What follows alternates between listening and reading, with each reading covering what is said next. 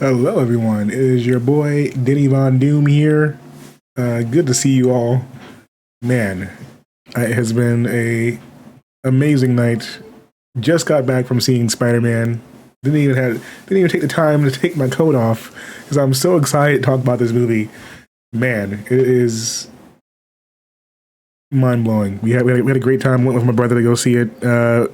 Saw it in IMAX. Took me a good hour on the Fandango site to get my tickets, but it was worth it because the film was shot beautifully and looked great on IMAX as well. So yeah, let's get into it. This is going to be my quick impressions of Spider-Man: No Way Home, and we will get into some spoiler territory.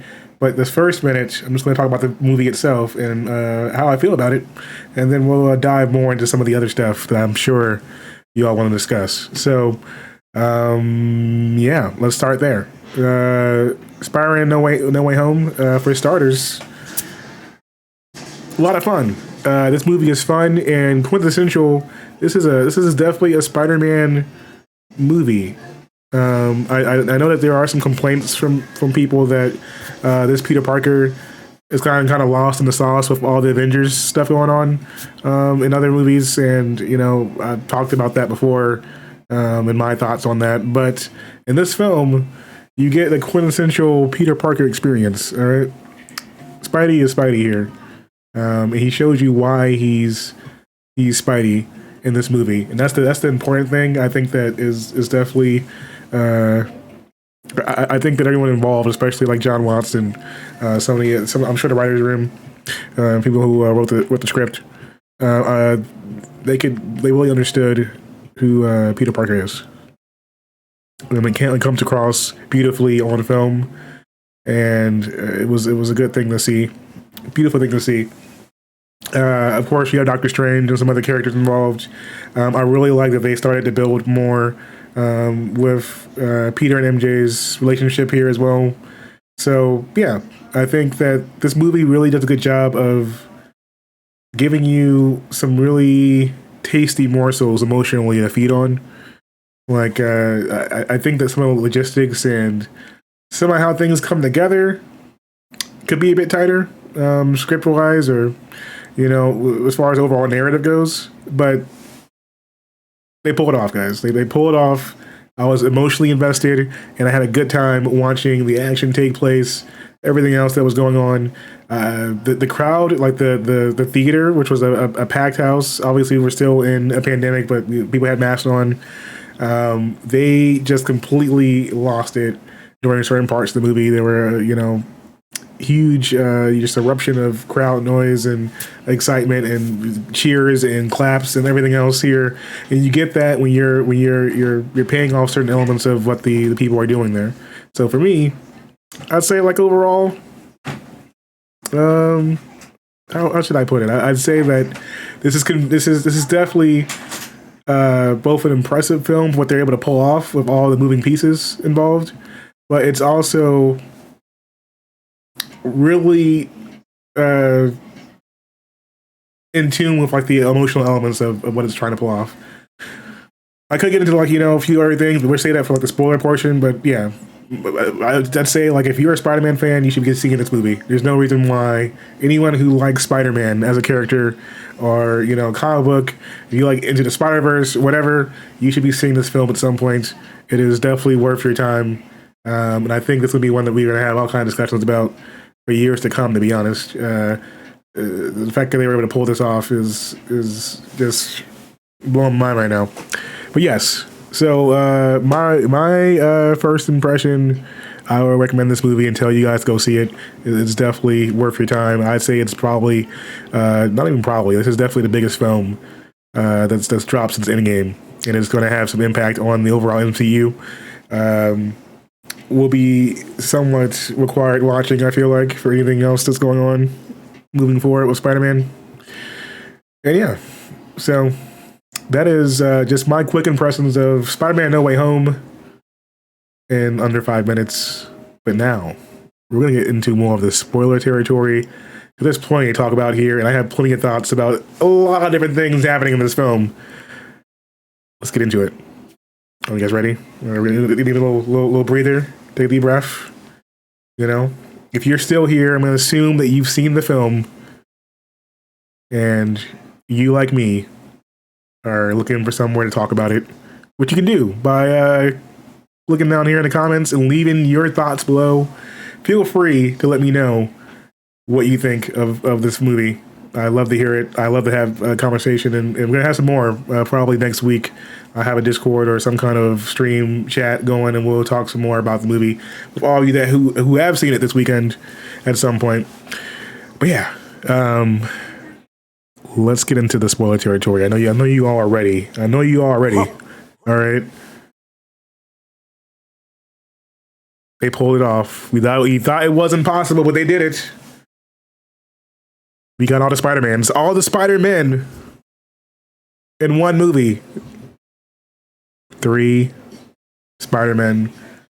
And I thought it was really interesting how they approached the Spider-Man here.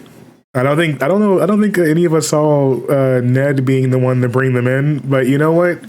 With the way that this trilogy is going, I kind of like that they were able to add impact with each member of this world's Peter. This is Peter's world, giving them something to do, and then finding a way to tie it into the storyline as well. With having the circles open and everything, it was really cool. Man, it lets me. I feel kind of old, like seeing Tobey Maguire pop up. He's definitely older than Spider-Man, which came out in 2002 or 2001, one of the two. I think it's 2002. It's been 20 years, and here we are looking at the OG Spider-Man in this film, and it's really interesting considering how both Amazing Spider-Man 2 and Spider-Man 3 left really bad taste in people's mouths. And so, like, this is really, for those versions of Spider-Man, this is really kind of their redemption arc in a way. Like, it gives the fans and it gives the actors, I think, some closure, and being kind of welcomed back into this element of fandom where I think that you're going to have both new fans and old really cheering and latching on to those versions of Spider-Man, because they each had individual moments in this movie as well that was pretty dope. The moment with Andrew Garfield Spider-Man and Peter Parker like saving MJ was just that was spot on. It was perfect. I really love how the original scene was done. I mean, I hated how it happened in the film, and I hated that they went that route with Green Goblin and all that other stuff, but I've already ranted about that before. But the scene itself, I thought was beautifully done originally about with the death of Gwen Stacy. It was very tragic, and I think that giving those characters room to breathe here was a smart idea. And I think that John Watts understands that when you have this opportunity, you have to get the most out of it. So giving them the time to interact with each other and having that happen on screen was very smart. I think that was probably what ramps this movie up a bit. I mean, yes, you're gonna have, it was over the top and there were some, levels of cheese from time to time. But you know what? This is a fun movie. You have something that's happening that's never gonna happen again, most likely. I don't mind them just going all out with it, on all ends, comedy wise, whatever. I'm sure the deleted scenes and the clips from this movie are gonna be crazy. But leaning into those elements is very smart to me. I think that people are going to get so much out of this movie, and people are going to get different things out of this movie just from the interactions with all these Spider-Men in different parts, different scenes. I think is going to go. We're going to see all kind of viral stuff happen once we're out of spoiler territory. So yeah, that I think was what we wanted from this kind of movie happening in the way that it happened. Now, that being said, let's take a moment here to talk about the villains. All right? The villains in this film. Man, it felt good to see Doc Ock back, for example. And I think that was a fantastic element to the movie. I have just a ton of nostalgia for Spider-Man 2 because it was the first time. Spider-Man 1 is still a good film, but Spider-Man 2 I feel like was the first time I felt like the comic book elements were really being represented on screen. Like I felt like, man, this is like really the comics here. Like the whole train fight and everything was just so mind blowing to me. And like having Spidey look like Spidey. You know, X-Men at the time was different because X-Men, they were just leather clad the entire time. It didn't invoke the same feeling because none of them rocked their '90s, you know, comic book look. But the Spidey 2, it was perfect in that way. So seeing Doc Ock here, really awesome, and having him kind of get cured in a way, and having that story close off the way it did, because originally, you know, Octavius wasn't a bad guy in the story. It just got out of hand. I thought that the nanotech thing was a little bit weird, but you know, I'm not gonna dig too deep into it. You know, the way that it was just moving from one to the other with the suit was a little strange, but before I continue along that route, we need to move on to something else here, because I need to talk about Willem Dafoe. Okay, Willem Dafoe and what he decided to do throughout his portrayal here. Man, perfect, spot on. I got no complaints. I think that Willem stole the show here, to be honest with you. I think that this was like a man. I wish like having a Green Goblin in a Spider-Man scenario and situation. I feel like it's more than necessary, which is why I'm curious to see where they go with things now. Because at one point in the film, he said that there is no Oscorp. It doesn't exist. You know, here I was thinking that, you know, some form of Norman existed somewhere, and you know that the entire thing was a thing somewhere, but apparently it's not. So that means that we don't get Harry and we don't get a Norman confrontation outside of this movie. It sounds like, which I think is kind of a shame, because I would love to see like MCU get a full on take of that kind of storyline, but it seems like it's just not going to happen, unfortunately, with the way things are playing out. That being said, things do feel more connected now because of how the multiverse is kind of flexed and forming. When it comes to Willem, like, man, Norman, I gotta give it up to him, man. Like he killed it. Absolutely killed it. I was more than impressed with just the level of. I think that the one fight scene that he has with Spidey inside of Happy Hogan's apartment building, whatever. Like the way that was shot was like so reminiscent of like more of like the Daredevil type of stuff. I was like, man, I want these kind of fights. All right, I want like legit like balls to the wall beatdowns with Spidey just going in. Like, I love the web slinging and everything, but like that was probably like the highlight of the movie for me. Like, cause I love Green Goblin as a character, and just the way that like Willem can just chew up some scenery. Man, he is on it. So I was really impressed that after all these years, him coming back into this role, and apparently I heard that he requested it, you know, as part of, you know, coming back for this film, like he wanted to do his own stunts.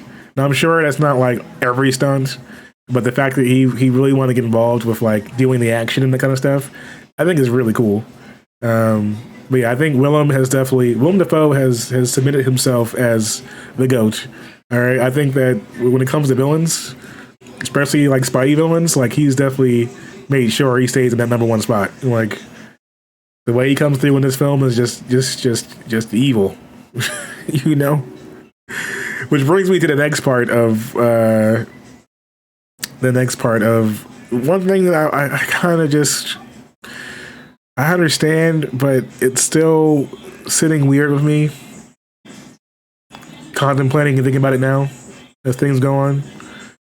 But the way that Aunt May is killed off here is, I mean, the scene itself works, and I definitely felt something during the scene, and it was definitely emotional. But I was like, man, I'm having a couple of the kind of vibes that I would get from. I don't know if you remember. We had something similar happen with the Spider-Man game, and I felt like that. I felt like the killing off Aunt May there was just unnecessary, and I was feeling kind of that way at first when it happened during the earlier portion of that scene. But then later on, after talking to the other Spider-Man and how like they had lost Uncle Ben, they had lost Gwen Stacy, et cetera, you know, I started to understand kind of like what they were going for, and it seems like there are key things in Spidey's character and Peter's character that happen across all universes, and you know they have her say the iconic lines and everything. But man, that one's a little bit tough to swallow. I'm not gonna lie. Like I feel like going the young route of Aunt May was definitely different, and I thought she brought something interesting, a little bit, you know, to the franchise. But still, kind of came out of left field in a way where I felt like you didn't need that to happen necessarily to have the emotional gravity be where it is, because Norman Osborn is just a dick. Like, I mean, I feel like him injuring her would have been enough, I feel like, to get Peter pissed off, especially the way that he was willing to go for her from jump. I think would have been fine. But I think that they really want to tie in the fact that like there's some tragedy to Peter's story in every universe. Regardless of the multiverse, this is just part of what happens. And balance it out.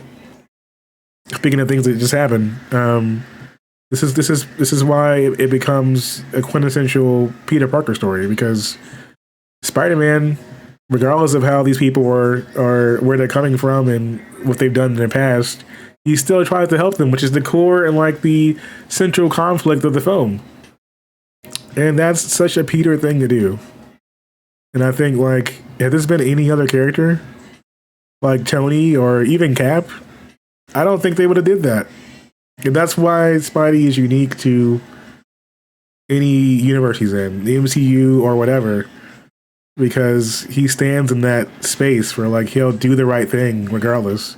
It's one of the things I really like about Daredevil as well and his determination, but it comes through really strongly when it comes to Spidey, and that's what makes him one of my favorite characters, because I just love how that plays out in different ways, in different scenarios, and how he continues to not give up when he's faced with those obstacles. And you see that even when it comes down to, I feel like the big kind of surprise at the end, more so than anything else, is the way that they basically were able to do a soft reboot here. I mean, it's very scary to think about. But we could be looking at a completely different Spider-Man franchise moving forward.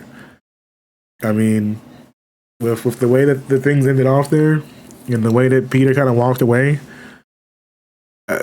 we could go into broke ass Peter living the college life at some community college because he didn't get into MIT, and no one knows him, and just having like this completely different trilogy happen in the next few years here, where Spider-Man, we're getting that adult, college age Spidey having adult issues. The only difference is he's not going to be working for the baby logo, I don't think. I don't know if that's going to happen in this one.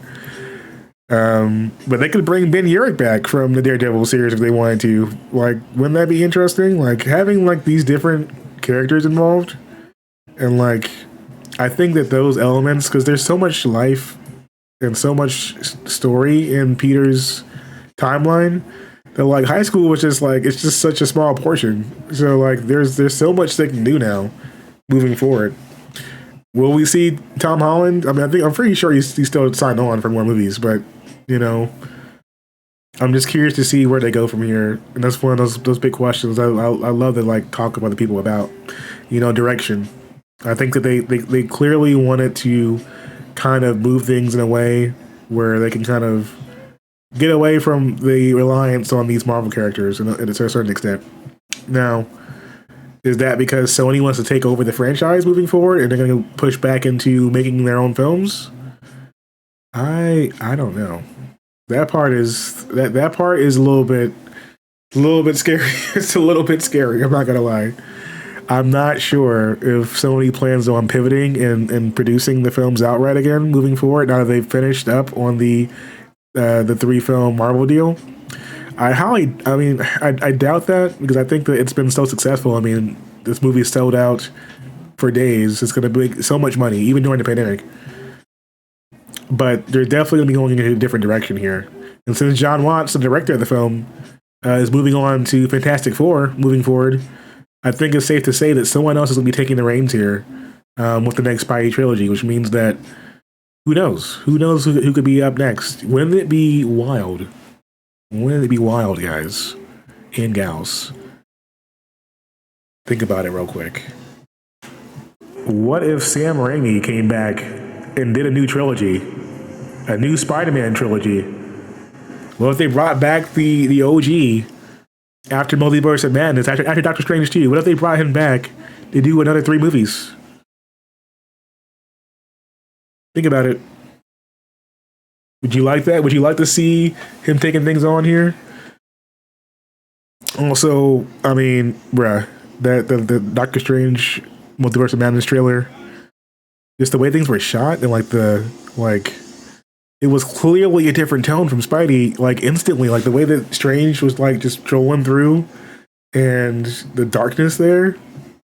I kind of want to see more of that kind of film moving forward for a Spider-Man. I'm not gonna lie, I would love to see him.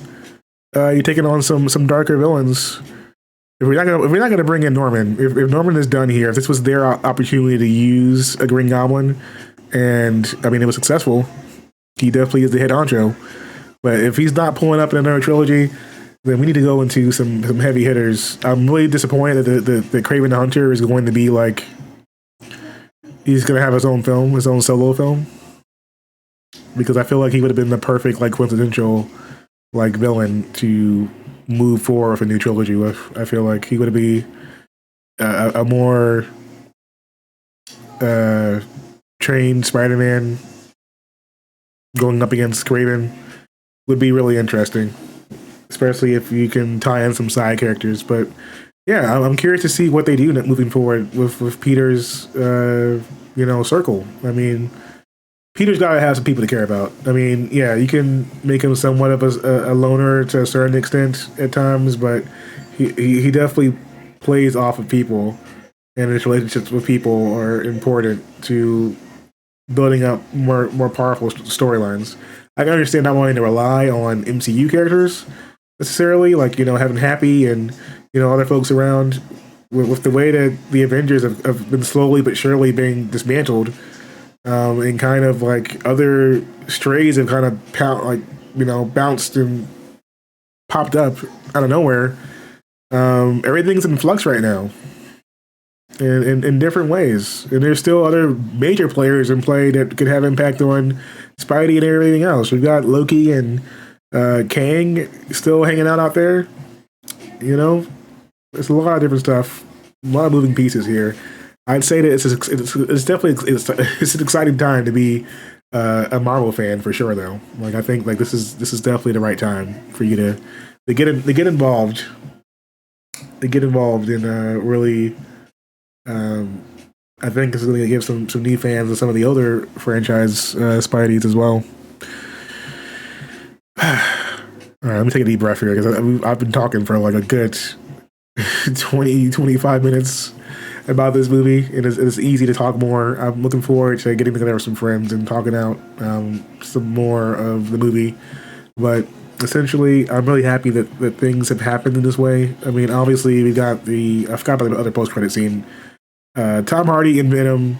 What a clash in that after credit scene. In comparison to everything happening in Spider-Man, we got the symbiote, right? The symbiote happened, and I'm assuming it's going to happen at some point down the line. They've introduced it now at this point. Where are we going with Venom as a whole? Does Eddie Brock exist in this universe? Is that going to happen next? We're like, it's very interesting because I think that having a traditional kind of scene, like, I don't know even how to think about it, but like having stuff come from space isn't really hard for the MC to do at this point in time. So I just thought it was a little bit weird. But it happened. Sony is trying to find ways to integrate their universe into everything else. So I guess. We have Morbius coming up. We saw the Vulture pop up there, which is even more confusing because I'm like, okay, so Morbius knows Venom. Morbius also met Michael Keaton as Vulture, but yet he has never heard of Thanos. And so where is that universe going? You know what I'm saying? How does Vulture get from MCU universe to Morbius and Venom universe? Unless they're all connected and there's something missing there. I'm really hoping that there's some kind of explanation. Or maybe it's just not. Maybe he's just not Venom. He's not a Vulture in that universe, and he's just a regular or old. I thought that would be such a waste of what's happening. But who knows? Maybe Morbius is long after. I don't think it would be because I'm pretty sure it would come out before No Way Home if it wasn't delayed. I don't know. I'm just rattling my brain around because I'm trying to figure out how like Sony is trying to connect these things, and it scares me because I'm like, if they don't connect it right, if they screw this up, all this goodwill is being built up by this movie, and the trust being built up with the community and the fans to take Spider-Man into a new and interesting direction moving forward. They clearly have listened to the fans and some of the complaints about the reliance that Peter has on MCU and Tony Stark and Stark Tech and blah blah blah, and how core that was to some of the storylines, to a fault. And they want less of that moving forward, or at least they want Spidey to be definitely growing into himself as an individual hero. And I think that this movie is Tom Holland's film. I think it's important to say that, It's still Tom Hardy's movie. I say Tom Hardy. Tom Holland. Tom Holland's movie. Tom Holland, he, as Peter Parker, he's core to the movie, and he's why it works for me because he has the emotional, he can pull off the emotional weight for both scenes, like the Aunt May scene, and just being down out and defeated. And he also has that, like, ability just really to pull off being the guy who does the right thing. Even when it's inconvenient, even when it's going to cost him something, it just comes across every time. And it's a beautiful thing to see on screen. So yeah, I'm looking forward to seeing this one again. I'm sure I might try and sneak into a theater at some point, maybe next week, and see it a second time. But yeah, my takeaways: this movie was awesome. I really just wish I had more like Green Goblin, man. Just give me more Willem Dafoe or someone in that Osborn role. I just think that it brings out the best in the Spider-Man villain dynamic. I think that they've touched on it a bit in the other films, and they've kind of got it. Like Vulture was cool, Mysterio definitely, was an interesting change up, and I think that I was hoping he would actually be in this film as well. I thought that he might be pulled into this universe, before he died, since he also knew Peter's identity, but that didn't happen. I think that he would have been interesting to see kind of play off. He would have definitely been up there with Green Goblin as far as like the sinister whole self-absorbed angle. But it didn't happen, and that's cool. There's still plenty of Spidey villains down the line, and there's plenty of things they have in common, to say the least. But yeah.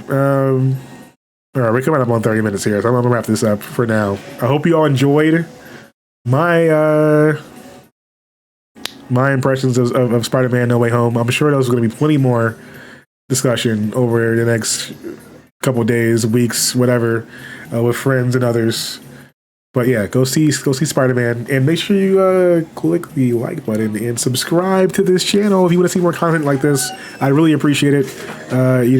Take some time out to show a little bit of love, and also be kind to the theaters.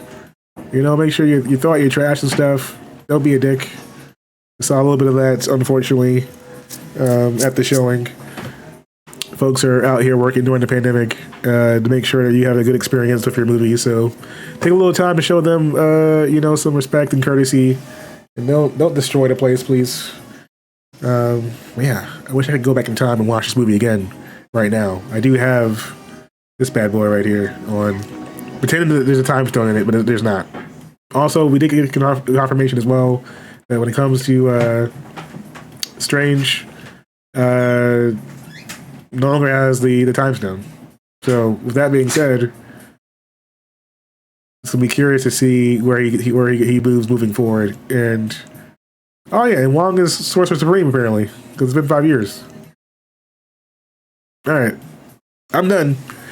See y'all next time, and I hope you have a beautiful holiday. If I don't have another video up before then, Merry Christmas, Happy Hanukkah, Happy Kwanzaa. And I hope you spend some time with your loved ones and people that you care about. And I will see you all in the new year. Goodbye. Denny Von Doom out.